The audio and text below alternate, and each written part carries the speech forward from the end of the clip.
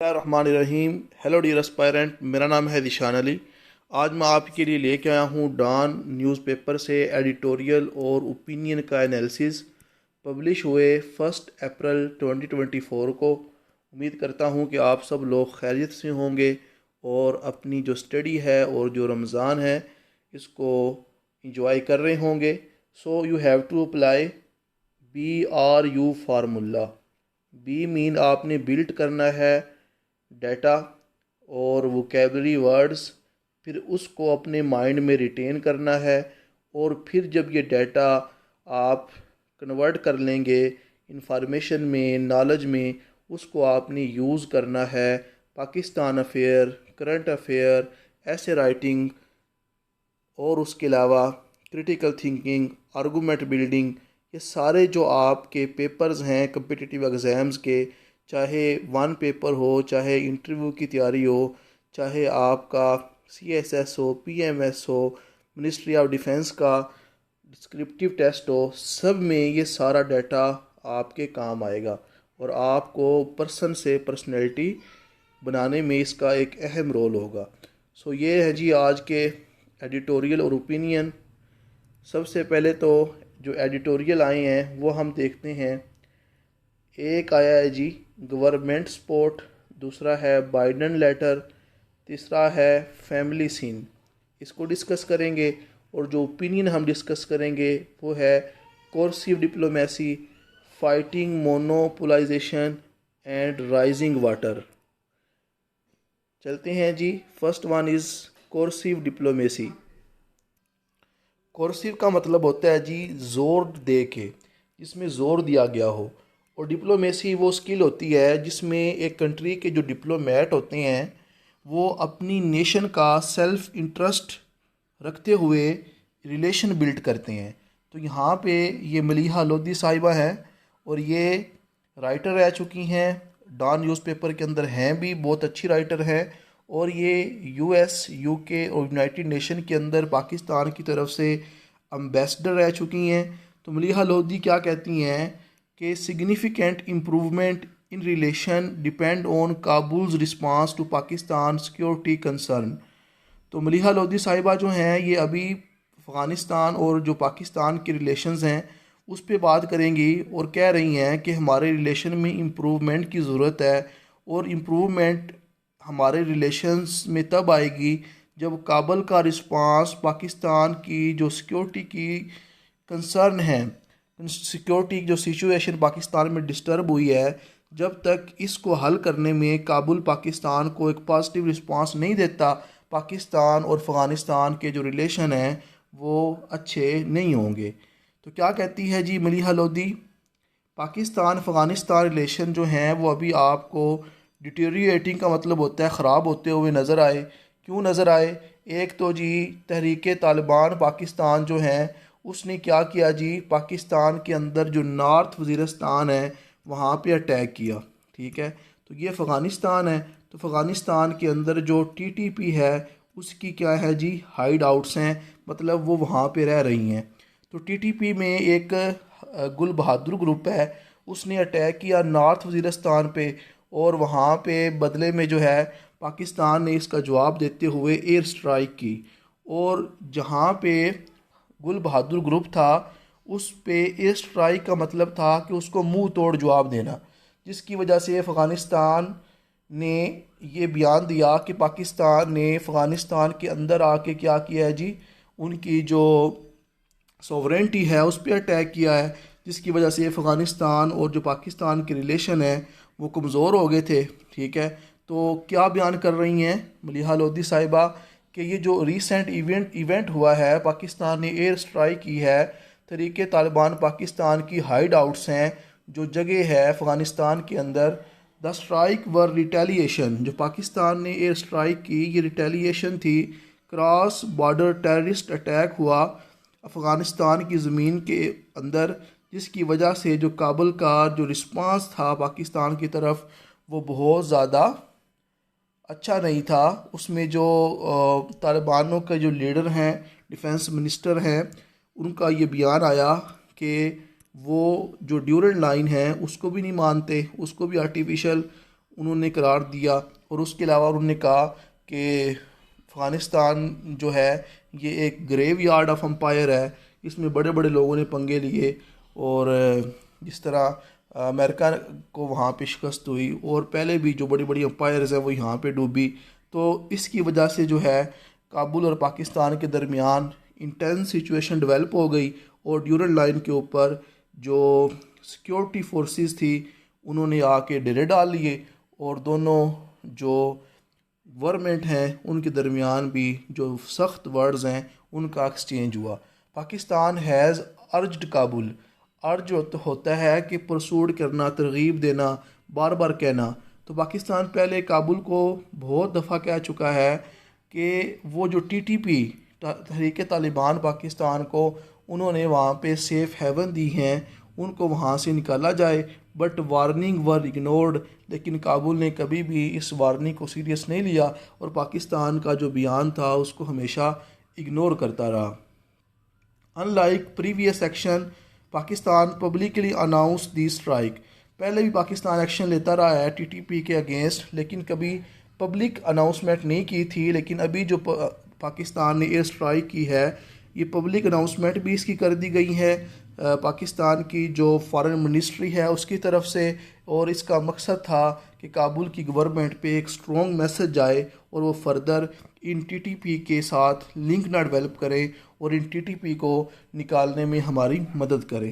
काबुल ने कंडेम की air strike जो पाकिस्तान ने की थी और साथ इसका जवाब देते हुए पाकिस्तान का जो अटैक था उन्होंने ड्यूरल लाइन पे जो वहाँ पे तालिबान गवर्नमेंट है उसने पाकिस्तान की जो आर्मी की बेसिस हैं वहाँ पे अटैक करना शुरू कर दिए। उसके अलावा जी क्या कहती हैं अमली हलोदी साहिबा, इम्प्रूवमेंट इन रिलेशन। अगर आप चाह रहे हैं कि काबुल और जो पाकिस्तान के दरमियान जो हैं वो रिलेशन ठीक हो जाएं, तो इसका कैसे ठीक हो सकते हैं अगर काबुल पाकिस्तान के जो सिक्योरिटी कंसर्न है जो पाकिस्तान की मदद करे, जो तरीके तालिबान के जो ग्रुप्स हैं जो हमारे पाकिस्तान के अंदर टेररिज्म को प्रमोट करते हैं उनको निकालने में काबुल पाकिस्तान की मदद करे और जो हमारे सिक्योरिटी कंसर्न्स हैं उनको हमें हल करवाए। उसके अलावा जी पाकिस्तान टफ़ अप्रोच, पाकिस्तान जो है वो कौन सी अप्रोच जो है वो अप्लाई करके काबुल पे प्रेशर डाल सकता है। वो है जी नंबर 1 ट्रांजिट ट्रेड रेस्ट्रिक्शन। अब आपको पता है कि जो अफ़गानिस्तान है ये एक लैंड लॉर्ड कंट्री है और यहाँ पे जो ट्रांसपोर्ट है उसके लिए इसको पाकिस्तान की हमेशा ज़रूरत पेश आती है। तो पाकिस्तान क्या करे जी, अपनी जियो स्ट्रेटजिक जो पोजीशन है, लेवरेज होता है फ़ायदा, उसका फ़ायदा उठाए और जो ये ट्रेड रूट इस्तेमाल करते हैं अफ़गानिस्तान उसको आर्जी तौर पे उस पर क्या कर दे, रेस्ट्रिक्शन लगा दे।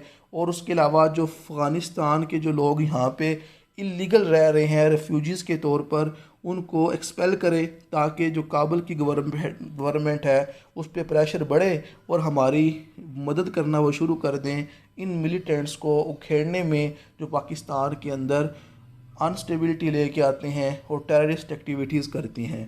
Pakistan aim to compel the Taliban to disarm the TTP. इस तरह फिर पाकिस्तान का जो मेन मकसद है कि वो तालिबानों के ऊपर प्रेशर डेवलप करे और वहाँ पे जो तरीके तालिबान पाकिस्तान के ग्रुप हैं वो हथियार डाल दें और इस तरह जो उनकी जो टेररिस्ट एक्टिविटीज़ हैं वो रुक जाएं। Trade issue have been a point of contention. जो ट्रेड है उसको अगर देखा जाए तो पाकिस्तान और अफ़गानिस्तान के दरमियान हमेशा कंटेंशन रहा है, झगड़ा रहा है with Pakistan tightening transit trade. और पाकिस्तान क्या करे, फर्दर जो ये रास्ते हैं जो ट्रेड है अफ़गानिस्तान के साथ आर्जी तौर पे रोक दे, जिसकी वजह से जो है काबुल पे प्रेशर पड़ेगा और वो फिर हमारी मदद करेंगे किस में कि हमारे जो सिक्योरिटी कंसर्न्स हैं उसको हल करने में हमारी मदद करेंगे। उसके अलावा एक्सप्लूजन ऑफ अनडॉक्यूमेंटेड अफ़गान, जिस तरह हमने बहुत से अफ़गानिस्तान के जो लोग इलीगली रह रहे थे पाकिस्तान में उनको वापस भी भेजा। अब फ़ेज़ 2 भी स्टार्ट होने जा रहा है। जो हमने अचानक से भेजा था ना उससे भी पाकिस्तान और जो अफ़गानिस्तान है उसके रिलेशन जो हैं वो स्ट्रेंड हुए। स्ट्रेंड का मतलब है ख़राब हुए डिस्पाइट अफ़गान प्रोटेस्ट। और जो अफ़गान यहाँ से हमने निकाले वो एहतजाज भी कर रहे थे लेकिन हमने उनकी नहीं सुनी। इससे भी कहती है मलिहा लोधी कि पाकिस्तान और जो अफ़गानिस्तान है इसके रिलेशन में क्या आ गई, तनाव आ गया। Pakistan is enforcing strict border control. Pakistan आपको पता है ड्यूरन लाइन पे एक तारों की बाड़ बना रहा है एक स्ट्रिक्ट बॉर्डर कंट्रोल करने के लिए। और उसके अलावा पाकिस्तान जो है ये इन्फोर्स कर रहा है कि जो भी फ़ानी आए उसके बाद उसके पास जो पासपोर्ट है वो वैलिड हो, वीज़ा जो है वो लेके आएँ पाकिस्तान के अंदर। और ये जो चोरी आते हैं ड्यूरन लाइन के ज़रिए इनकी एंट्री पाकिस्तान में क्या की जाए, रोकी जाए। डिस्पाइट टेंशन, ये जो टेंशन है पाकिस्तान और अफ़गानिस्तान के दरमियान जो देखने को मिलती है, तो इसके बावजूद हमें क्या करना चाहिए, कम्युनिकेशन और डिप्लोमेटिक एंगेजमेंट करनी चाहिए पाकिस्तान और अफ़गानिस्तान के दरमियान। क्योंकि जो वार होती है वो अल्टीमेट सलूशन नहीं होती, वार से हमेशा नुकसान होता है। पाकिस्तान है shown flexibility in trade discussion. Pakistan ने पहले भी लचक दिखाई है ट्रेड डिस्कशन को लेके, indicating a willingness to use both coercion and incentive in approach. और पाकिस्तान ने हमेशा सख्ती भी की है और साथ साथ इंसेंटिव भी दिए हैं ट्रेड डिस्कशन को लेके। सो इट मीन्स डैट हम भी पाकिस्तान अफ़गानिस्तान के साथ जो है वो रिलेशन डेवलप करना चाहते हैं, मज़ीद ख़राब नहीं करना चाहते। लेकिन इसके लिए शर्त ये है कि तालिबान की जो गवर्नमेंट है काबुल में वो हमारी हेल्प करे। Effectiveness of Pakistan strategy depend on how the Taliban respond to demand regarding the TTP। तो ये हमारे जो रिलेशनशिप हैं, पाकिस्तान की जो स्ट्रेटजी है रिलेशनशिप डेवलप करने में, वो तभी इफ़ेक्टिव होगी अगर तालिबान जो है पाकिस्तान को रिस्पॉन्ड करें। जो पाकिस्तान की डिमांड है कि वो तरीके तालिबान पाकिस्तान को नहीं छोड़ेगी, जिन्होंने हमारे बलूचिस्तान में हमारे मुल्क में पीस को डिस्टर्ब किया है, उनको निकालने में टेररिस्ट ग्रुप को जिनको सेव हेवन दे रही है अफ़गानिस्तान की गवर्नमेंट, हमारी मदद करे। The future of Pakistan Afghanistan relation hinge on the Taliban action in the coming month. तो पाकिस्तान और अफ़गानिस्तान के जो अभी फ्यूचर में जो रिलेशंस हैं वो इस बात पे डिपेंड करते हैं कि किस तरह तालिबान जो हैं वो एक्शन लेते हैं अपने ही अफ़गानिस्तान के अंदर जो मिलिटेंट ग्रुप रह रहे हैं। नेक्स्ट जी हमारे पास दूसरी जो ओपिनियन थी उसका टाइटल है फाइटनिंग मोनोपोलाइजेशन। ये उमैर जवेद साहब हैं, लम्स यूनिवर्सिटी के अंदर टीचर हैं पॉलिटिक्स एंड सोशियोलॉजी के। तो ये इन्होंने लिखा है, बड़ा ही कम्प्रीहेंसिव ओपिनियन है। तो मोनोपोलाइजेशन क्या होता है? मोनोपोलाइजेशन जो होता है ना, ये किसी भी एक अथॉरिटी का कंप्लीट कंट्रोल होता है किसी चीज़ पे, ठीक है। और जो दूसरे पीपल होते हैं, दूसरे जो इदारे होते हैं ना, उनसे कोई शेयर या उनसे कोई उनका जो भी इन्फ्लुएंस है ये लोग नहीं मानते। तो इसमें जो है उमैर साहब जो है पाकिस्तान के अंदर जो मोनोपोलाइजेशन जो है पाकिस्तान के अंदर कि एक जो ग्रुप है वो बहुत स्ट्रॉन्ग है, उसके साथ फ़ाइट करने की बात करते हैं कि जो डेमोक्रेसी होती है उसमें पावर जो है वो सिर्फ एक ही ग्रुप के पास नहीं होती, बल्कि पावर डिस्ट्रीब्यूट की जाती है जुडिशरी के अंदर, पार्लियामेंट के अंदर, सिक्योरिटी फोर्सेस के अंदर।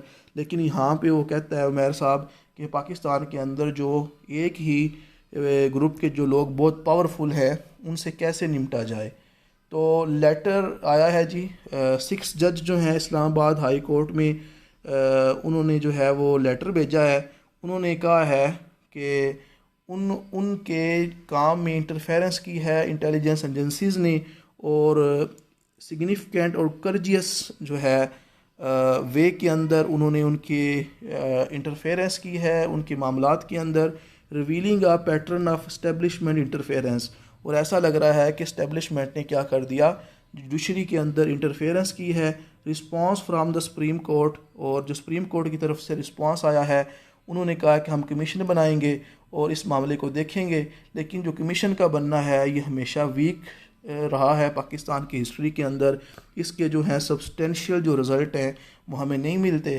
प्रीवियस इंक्वायरी जो हैं वो भी होती रही हैं पाकिस्तान के अंदर, कमीशन बना के वो हमेशा इनफेक्टिव रही हैं।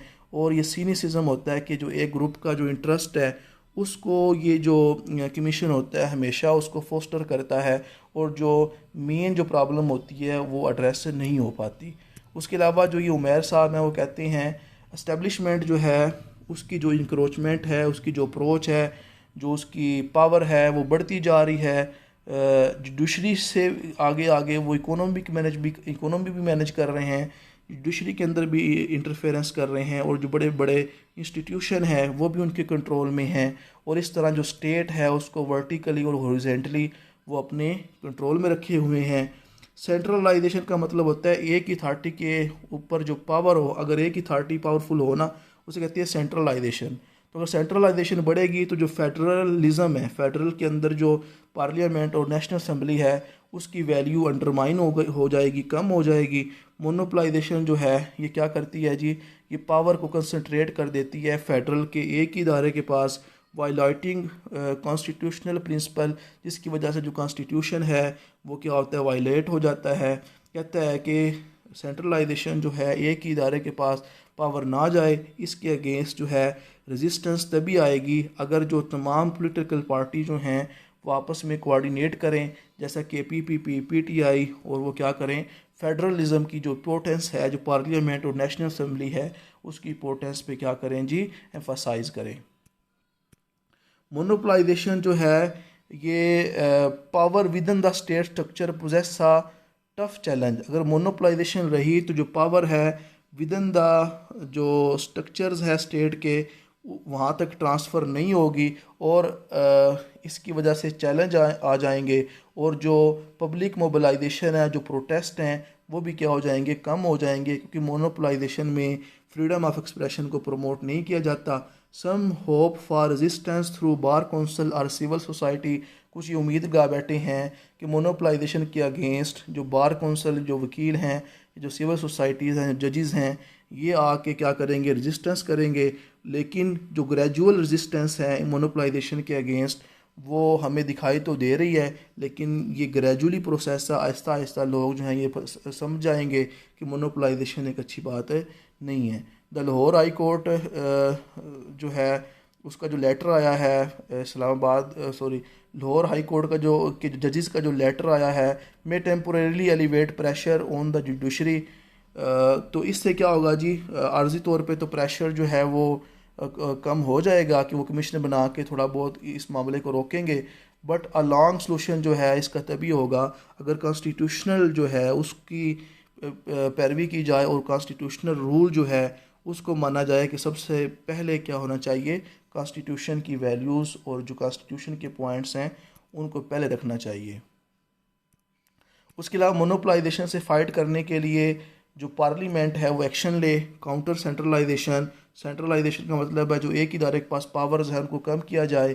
Intervention in the judiciary and media can prevent, और ये जो जुडिशरी और मीडिया के अंदर जो इंटरवेंशन है इसको अगर कम कर दिया जाए तो तब भी हम मोनोपलाइजेशन को रोक सकते हैं।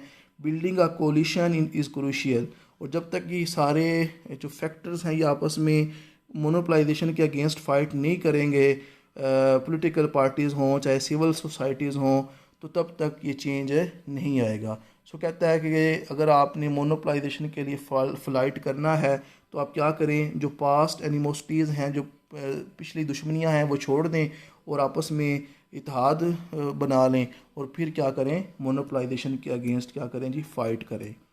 उसके अलावा जी एडिटोरियल है, बाइडन साहब का लेटर आया है शहबाज शरीफ को। तो क्या हुआ है जी, बड़े खुश हैं लोग कि यूएस की जो प्रेसिडेंट है अभी जो बाइडन, उन्होंने प्राइम मिनिस्टर शहबाज शरीफ को लेटर लिखा है, और जिसकी वजह से जो पाकिस्तान और यूएस के जो रिलेशन थे जो बड़े सख्त नज़र आ रहे थे उनमें एक पोटेंशियल था है। पोटेंशियल था का मतलब है कि सॉफ्टनेस आई है पाकिस्तान और यूएस के रिलेशन के दरमियान। ये जो लेटर आया है, seen as somewhat bland by some observer mark a breakthrough as it is the first direct engagement. ये जो लेटर आया है, जो हमारे ऑब्जर्वर हैं जो इन चीज़ों को देखते हैं, वो कह रहे हैं कि पाकिस्तान और यूएस के रिलेशन के दरमियान फ़र्स्ट इंगेजमेंट हुई है जब से मतलब जब से ट्रम्प आया था ना। जो बाइडन ने कभी डायरेक्ट इन्वॉल्वमेंट या डायरेक्ट जो है वो रिलेशन डेवलप करने में कभी इस तरह मतलब डायरेक्ट नहीं हुआ था पाकिस्तान गवर्नमेंट के साथ। तो ट्रम्प के बाद पहली दफ़ा जो बाइडन साहब जो हैं वो शहबाज शरीफ के लिए जो लेटर लिखा है, डेट इज़ गुड इंगेजमेंट, मतलब अच्छा है पाकिस्तान के लिए कि मे बी ये जो दो ज़ाहिर बात है चौधरी साहब हैं यूएस से, तो उनका लेटर आना हमारे लिए एक बड़ी बात है। A good relationship with the US has been crucial for Pakistan foreign policy. तो अगर हमारी जो फॉरेन पॉलिसी है, अगर हमने उसको अच्छा करना है तो हमें यूएस के साथ अपने रिलेशन डेवलप करना होंगे। बाइडन जो है हमेशा अवॉइड करते रहे हैं farmer prime minister Imran Khan को, कभी उन्होंने इस तरह इंगेजमेंट शो नहीं की। अगर शहबाज शरीफ को लेटर आया है, it means that it is a good step for towards the foreign policy of Pakistan. US और पाकिस्तान की जो रिलेशन है उसमें बेहतरी देखने को मिलेगी। रिलेशन अपीयर स्ट्रेन, जो यूएस और पाकिस्तान के रिलेशन ख़राब तब हुए थे जब यूएस जो है अफ़गानिस्तान से विड्रा कर गया था, और उसके अलावा दूसरा पाकिस्तान ने रशिया यूक्रेन की जो जंग थी उस पर एक न्यूट्रल स्टांस लिया था। तब यूएस और पाकिस्तान के जो रिलेशन है उसमें स्ट्रेन देखने को मिली थी। साइफर गेट जो सैगा साइफर जो आया था, उसकी वजह से भी जो एक सीनियर डिपार्टमेंट ऑफिशियल हैं डोलन लू हैं, जो उनकी वजह से भी मामला कम्प्लिकेट हुआ था पाकिस्तान और यूएस का। ये जो लेटर आया है यूएस की तरफ से तो इट इज़ गुड मूव है। और उसके अलावा Pakistan but it does not address Pakistan pressing crisis. इस लेटर में जो पाकिस्तान के जो अभी जो क्राइसिस चल रहे हैं, ख़ास तौर पे जो पॉलिटिकल इंस्टेबिलिटी है, इकोनॉमिक इंस्टेबिलिटी है, इस पे बातचीत नहीं की गई, जो शो कर रहा है कि यूएस जो है वो अपनी जो विलिंगनेस है पाकिस्तान के डीप इशू को लेके उनको हल करने की तरफ वो विलिंगनेस शो नहीं कर रहा। तो इस लेटर के अंदर बाइडन ने फोकस किया है कि वो climate change, human right, education, health और इकोनॉमिक ग्रोथ जो है वो उस पर उन्होंने बात की है। लेकिन जो सिक्योरिटी और जो पॉलिटिकल इंस्टेबिलिटी की प्रॉब्लम्स हैं उन पे उन्होंने कोई बातचीत नहीं की। और उसके अलावा बाइडन साहब जो हैं उन्होंने शहबाज शरीफ को मुबारकबाद भी नहीं दी। और क्यों नहीं दी? क्योंकि पॉलिटिकल टर्मोइल रहा है। ये जो धांधली वाले जो मामलात हैं ये हमेशा जो इंटरनेशनल मीडिया है ये पहुंचा देता है। और उसके अलावा कहता है कि बाइडन का शहबाज शरीफ को मुबारकबाद ना देना और जो पॉलिटिकल टर्मोइल है इसको एक्नॉलेज ना करना, ये शो कर रहा है कि अभी भी बाइडन साहब जो हैं वो पाकिस्तान को एक सेफ़ डिस्टेंस पे रख रहे हैं। तो टाइमिंग ऑफ लेटर में भी क्रूशियल जो अभी लेटर आया है इसका टाइम ठीक है, क्योंकि अभी जो है वो बाइडन साहब का टेन्योर ख़त्म होने जा रहा है और अब जो है इलेक्शन होने जा रहे हैं यूएसए के अंदर।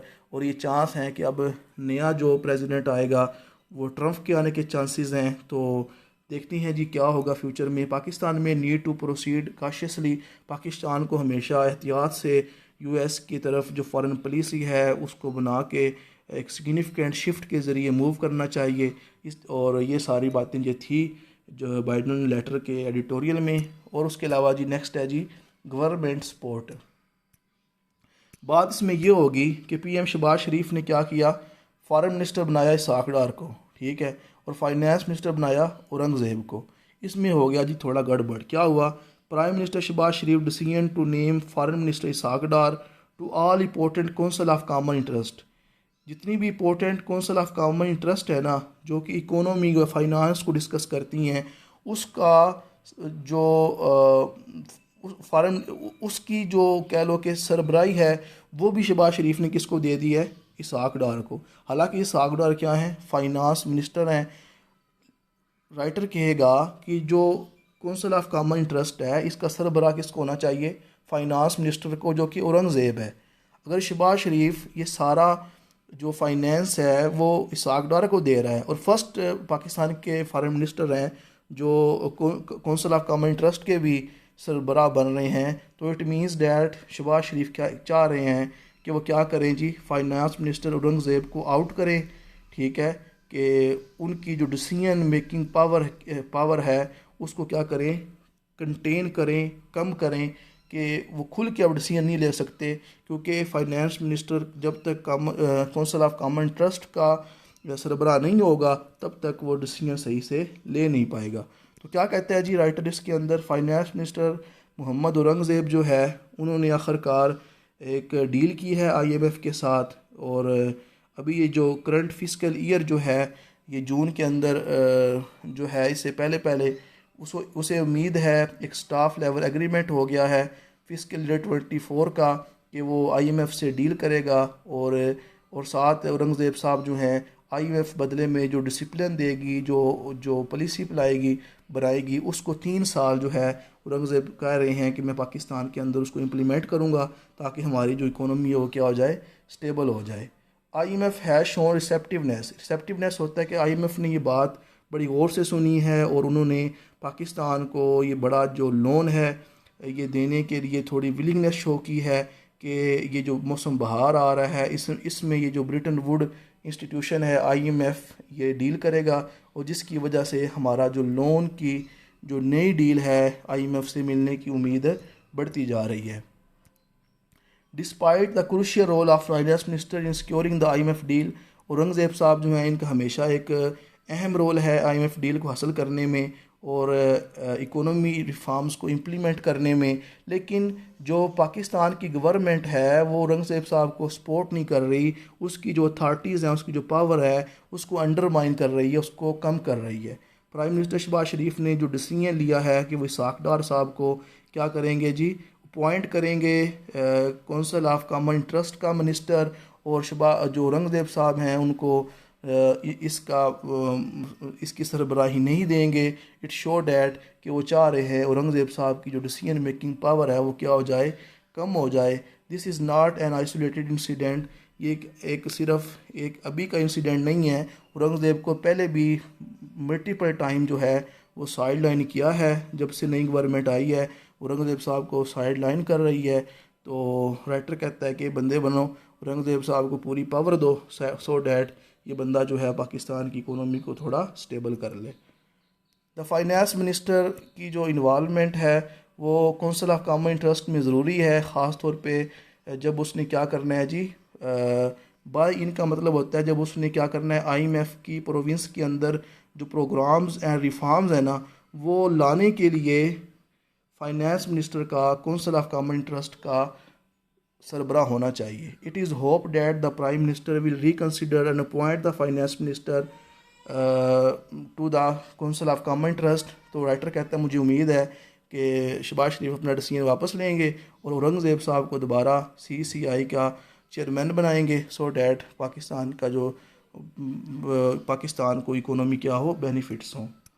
उसके बाद ये फैमिली सीन, अभी जो जुल्म हुआ है अभी आपको एक केस देखने को मिलता है पाकिस्तान के अंदर। इंसेस्ट होता है जी, ऐसे रिश्ते जिनके साथ आप शादी नहीं कर सकते, जिस तरह बहन भाई हैं, आपके माँ बाप के बहन भाई हैं, उनसे मैरिज नहीं हो सकती, तो मैरिज नहीं हो सकती तो सेक्सुअल इंटरकोर्स नहीं हो सकता। इसी तरह जो है परपिट्रेटेड एंड कवर्ड अप, परपिट्रेटेड होता है बढ़ते हुए, कहता है कि कुछ ऐसे इश्यूज़ हैं जिसमें वायलेंस होता है फैमिली के अंदर और उसको कवर कर लेती हैं फैमिलीज़ कि वो फैमिली ऑनर के तौर पे अपनी इज़्ज़त के लिए वो इन केसेस को छुपा देती है। इट इज़ हॉरिफिक क्राइम, ये एक बहुत बड़ा जुल्म है, जुर्म है कि माउज आ यंग लाइफ, एक ज़िंदगी जो है उसको ख़त्म कर दिया जाता है। Turn home into place of abuse, और घर जो हैं वो अब्यूज़ की जगह बन जाते हैं। सम टाइम जो टीन हैं जिन पे जुर्म होता है, जिनको सेक्सुअली अब्यूज़ किया जाता है, वो ख़ुद ही सुसाइड कर लेते हैं। पाकिस्तान के अंदर ट्रेजिकली जो है ये बीमारी बहुत ज़्यादा देखने को मिलती है, ठीक है। जो ज़ख्मी ज़िंदगी होती है वो हमेशा अपने आप को मार लेती है और इस तरह के जो केसेस हैं वो हमेशा अनकवर्ड रहते हैं, वो पर्दे पे भी नहीं आते। 2021 के अंदर कसूर के अंदर जो है पुलिस ने एक बंदे को अरेस्ट किया जो अपनी ही बेटी को रेप करता था। She stated that she complaint to relative but they stayed silent. तो वो डॉक्टर कहती थी कि मैंने अपने रिश्तेदारों को भी बताया लेकिन वो इस मामले पे खामोश रहे।